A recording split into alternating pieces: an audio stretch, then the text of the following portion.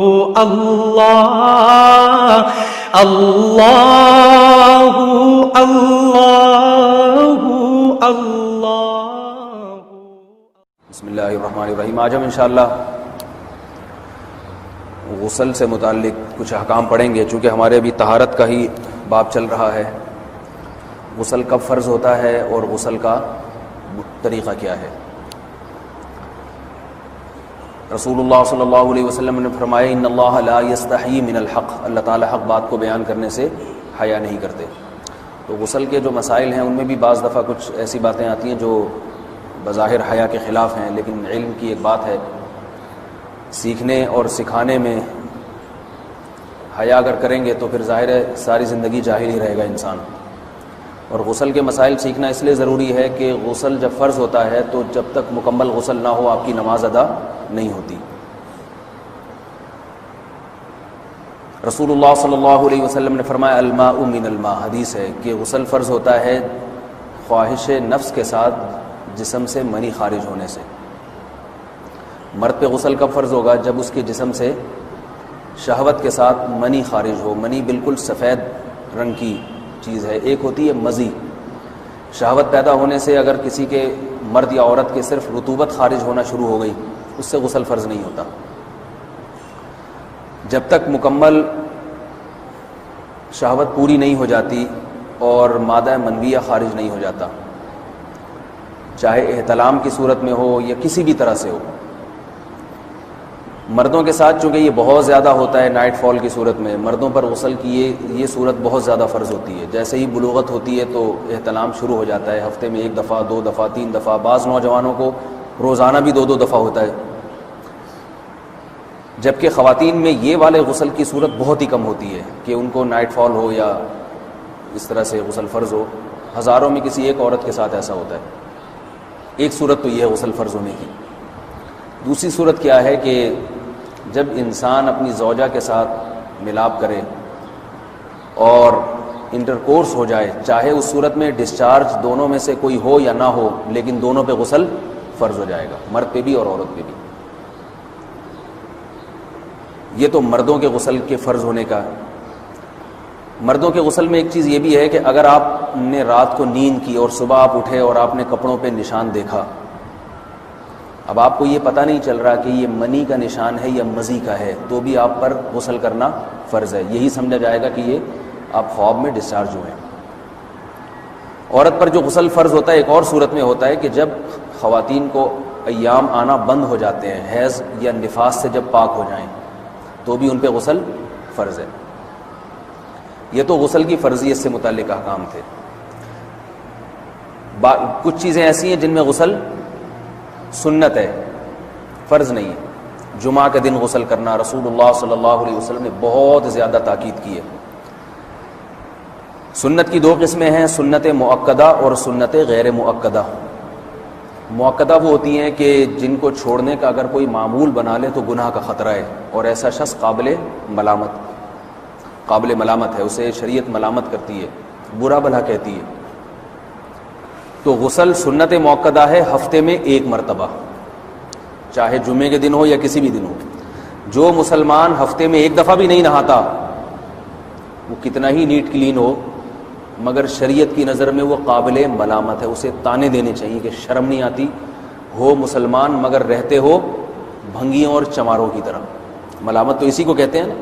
اس کی دلیل رسول اللہ صلی اللہ علیہ وسلم نے فرمایا، صحیح حدیث ہے، حق علی کل مسلم ان یغتسل کل اسبوع مرۃ، کہ ہر مسلمان پر لازم ہے کہ وہ ہفتے میں کم از کم 1 مرتبہ غسل کرے۔ ہر مسلمان پر لازم ہے، چاہے اس پہ غسل فرض نہ بھی ہو۔ اور کس دن بہتر ہے؟ جمعہ کے دن۔ نبی صلی اللہ علیہ وسلم نے حکم دیا ہے کہ جمعے کے دن غسل کیا جائے۔ امام احمد ابن حنبل کا مذہب یہ ہے کہ جمعے کے دن غسل کرنا واجب ہے، صرف سنت نہیں ہے بلکہ واجب ہے، لیکن جمہور کا مذہب یہ ہے کہ سنت عمل ہے۔ غیر مسلم جب اسلام قبول کرتا ہے تو اس وقت بھی اس کے لیے غسل کرنا سنت ہے۔ جب ہم مردے کو نہلاتے ہیں تو جو مردے کو نہلائے اس کے لیے بھی خود غسل کرنا افضل ہے، سنت عمل ہے۔ عید کے دن غسل کرنا سنت عمل ہے۔ تو یہ وہ تمام مواقع ہیں جن میں غسل کرنا رسول اللہ صلی اللہ علیہ وسلم کی سنت ہے۔ غسل کا طریقہ کیا ہے؟ غسل میں 3 چیزیں فرض ہیں: منہ بھر کے قلی کرنا، ناک میں پانی ڈالنا کہ ناک کی جو نرم جگہ ہے یہ اچھی طرح تر ہو جائے، اور پورے جسم پہ ایک مرتبہ پانی بہا دینا کہ جسم میں بال کے برابر جگہ بھی خشک نہ رہے۔ یہ تو ہے فرض، یعنی یہ کام کسی نے کسی بھی طرح سے کر لیا تو غسل ادا ہو جائے گا، چاہے اس کی نیت غسل کی تھی یا نہیں تھی۔ کوئی آدمی چلتا ہوا جا رہا ہے، پھسل کے تالاب میں گر گیا، پورے غوطے کھا کے باہر نکلا، قلی کر لے اور ناک میں پانی ڈال لے تو غسل اس کا ادا ہو جائے گا۔ البتہ چونکہ نیت نہیں تھی لہذا غسل کا ثواب نہیں ملے گا، ثواب نیت کے بغیر نہیں ملتا انسان کو۔ دلائل اس کے الگ موضوع ہے کہ اس کی دلیل کیا ہے کہ بغیر نیت کے بھی غسل ہو جاتا ہے، لیکن میں نے بتایا دلائل کا سیشن نہیں ہے، اس میں پھر بات لمبی ہو جائے گی۔ تو یہ تو ہے فرض، پورے جسم پہ پانی بہانا، کلی اور ناک میں پانی۔ سنت طریقہ کیا ہے؟ رسول اللہ صلی اللہ علیہ وسلم غسل کیسے کرتے تھے؟ سنت طریقہ جس پہ جو اختیار کرنا چاہیے وہ طریقہ یہ ہے کہ جب آپ غسل کے لیے بیٹھیں تو سب سے پہلے وہ جگہ دھوئیں جہاں نجاست اور ناپاکی لگی ہوئی ہے۔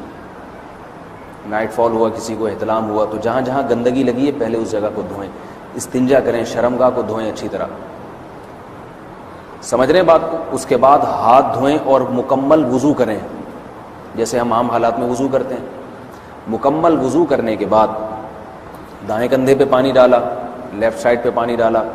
پہلے زمانے میں تو چلو سے غسل ہوتا تھا، ہاتھ دھو لیے تو اب چلو سے پانی لے کے یہاں ڈالا جا رہا ہے، چلو سے پانی لے کے یہاں ڈالا جا رہا ہے، پورے جسم پہ ملا جا رہا ہے، اور چلو سے پانی لے کے 3 دفعہ سر پہ ڈالا جا رہا ہے۔ تو آج کل چلو ولو تو ہے نہیں، شاور کے نیچے جا کے کھڑے ہو جاتے ہیں، تو اس میں یہ کہ شاور کھولیں اس میں کھڑے ہو جائیں، سارے چلو اس میں خود بخود ہی ہو جائیں گے، پورے جسم پہ پانی بہہ جائے گا۔ نبی صلی اللہ علیہ وسلم کے دور میں یہ جدید چیزیں نہیں تھیں، شیمپو اور صابن، تو آپ صلی اللہ علیہ وسلم بیری کے پتوں سے غسل کی ترغیب دیا کرتے تھے۔ بیری کے پتوں کو اگر پانی میں پکایا جائے تو پانی میں میل کچیل صاف کرنے کی صلاحیت بہت بڑھ جاتی ہے۔ ہمارے زمانے میں اس تکلف کی ضرورت نہیں ہے، صابن ملتے ہیں اس سے نہا لے آدمی، نہایا کریں، بہرحال کہنے کا مقصد یہ آپ لوگوں سے۔ تو یہ سنت طریقے سے غسل ہو جائے گا آپ کا، سمجھ رہے ہیں بات کو؟ سب سے پہلے استنجا کیا، اس کے بعد وضو کر لیا، اس کے بعد غسل کر لیا۔ اگر کسی نے غسل میں وضو نہیں کیا اور ویسے ہی پورے جسم پہ پانی بہا دیا تو بھی اس کا وضو خود بخود ہو جائے گا، اس غسل سے وہ نماز پڑھ سکتا ہے، کیونکہ بعض لوگ غسل کرنے کے بعد دوبارہ وضو کر رہے ہوتے ہیں، اس کی ضرورت نہیں ہے، کیونکہ جب غسل کرتے ہیں تو وضو والے اعضاء تو خود بخود اس میں دھل جاتے ہیں۔ یہ ہے غسل کا طریقہ۔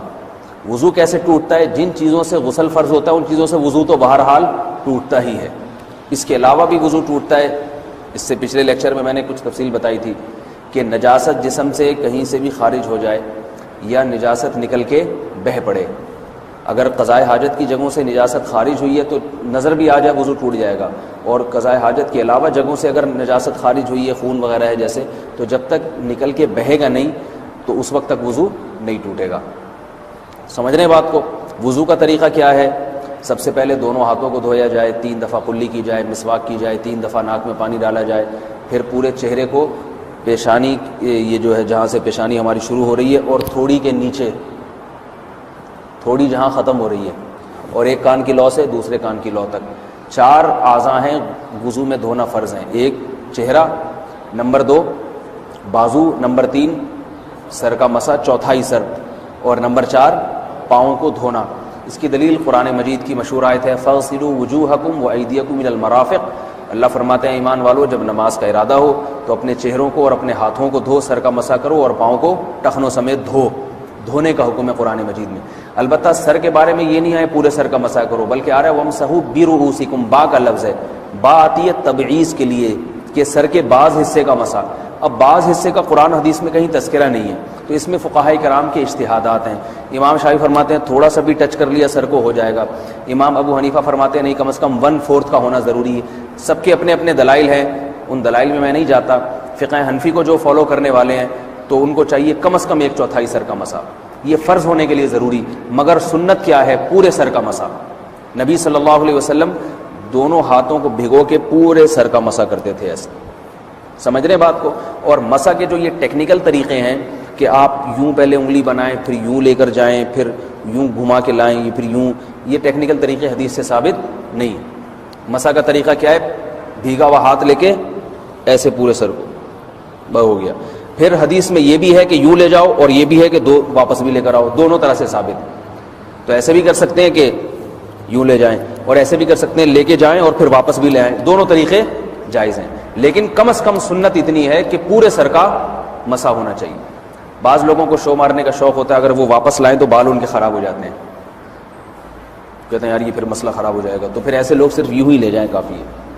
افضل تو یہ کہ یوں بھی لے یوں بھی لے جائیں، دونوں طرح سے صحیح ہے. بہرحال دونوں حدیث سے ثابت ہیں. سمجھ رہے ہیں بات کو؟ اور یہاں ایک اہم مسئلہ بتا دوں، قرآن مجید نے پاؤں کو دھونے کا حکم دیا ہے، پاؤں پہ مسح کرنے کا حکم نہیں دیا. اور حدیث میں خفین پر مسح کرنے کا حکم ہے. تو قرآن اور حدیث کو فقہاء نے جمع کیا ہے. لہذا وہ موزے جن میں آسانی سے پاؤں دھوئے جا سکتے ہیں ان میں چاروں ائمہ کے نزدیک پاؤں پہ مسح کرنا جائز نہیں.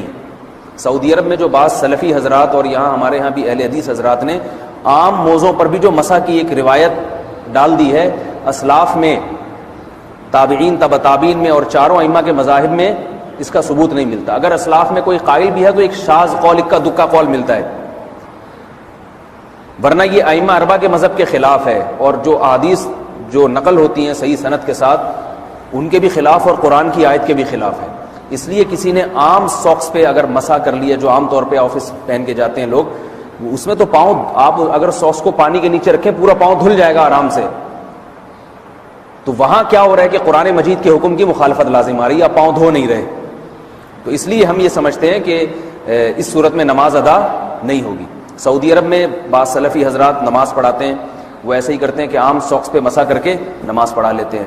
تو فتویٰ اسی پر ہے کہ ان کی اگر کسی کو یقین ہے کہ اس نے عام ساکس پہ مسح کر کے نماز پڑھائی ہے تو اس کے پیچھے نماز ادا نہیں ہوگی، کیونکہ قرآن کے مطابق اس کا وضو ہوا ہی نہیں ہے. صدیوں تک کوئی بھی اس قول کا قائل نہیں رہا ہے کہ عام ساکس پہ بھی مسح ہو جاتا ہے. یہ ابن تیمیہ رحمہ اللہ تعالیٰ 7ویں صدی میں اس کے قائل تھے، اور تابعین میں اکا دکا قول ملتے ہیں اس کے، لیکن شاذ قول ہیں، مرجوح قول ہیں جن پر امت نے فتویٰ نہیں دیا. اور اب سعودی عرب میں بعض سلفی حضرات اس کے قائل ہیں. ہمارے ہاں اہل حدیث حضرات بھی چونکہ اکثر سعودی عرب کے سلفی حضرات ہی کو فالو کرتے ہیں تو انہوں نے بھی وہیں سے یہ فتویٰ لیا ہے. لیکن ائمہ اربعہ کے مذہب میں اور دلائل کے لحاظ سے دیکھا جائے تو یہ مذہب کمزور ہے. قرآن نے پاؤں کو دھونے کا حکم دیا، آپ دھوئیں گے پاؤں جب تک دھونا ممکن ہے. چمڑے کے موزے ہیں ان کو دھونا ممکن نہیں ہے اتارے بغیر، لہذا ان موزوں کے اوپر مسح ہو جائے گا. تو اس سے قرآن پر بھی عمل ہو جائے گا اور حدیث پر بھی عمل ہو جائے گا. اس لیے ائمہ اربعہ نے جو قرآن و حدیث کو سمجھ کے جو فیصلہ کیا ہے اس پہ چلنا ہمارے لیے زیادہ مفید ہے بنسبت آج کل کے جو علماء ہیں ان کی اپنی ذاتی آراء پر. اس لیے یہ بھی ایک وضو سے متعلق اہم مسئلہ تھا. سمجھ رہے ہیں؟ باقی تو ماشاءاللہ وضو کرنا سب کو آتا ہی ہے. اور وضو کے بعد دعا کیا ہے؟ کلمہ شہادت، اشہد ان لا الہ الا اللہ وحدہ لا شریک لہ اشہد ان محمدا عبدہ ورسولہ اللہم اجعلنی من التوابین واجعلنی من المتطہرین. اے اللہ تو مجھے بار بار توبہ کرنے والوں میں شامل کر دے اور بار بار پاکیزہ رہنے والوں میں شامل کر دے. توبہ اس لیے کہ میں نے ظاہری طہارت تو حاصل کر لی، مجھے روحانی طہارت بھی عطا کر دے. اگر میں نے گناہ کی ہوں تو مجھے ان سے بھی توبہ کی توفیق عطا فرما لے تاکہ اس لحاظ سے بھی میرا وضو ہو جائے، اس لحاظ سے بھی میں پاک ہو جاؤں. سبحانک اللہم و بحمدک، نشہد ان لا الہ الا انت، نستغفرک و نتوب الیک.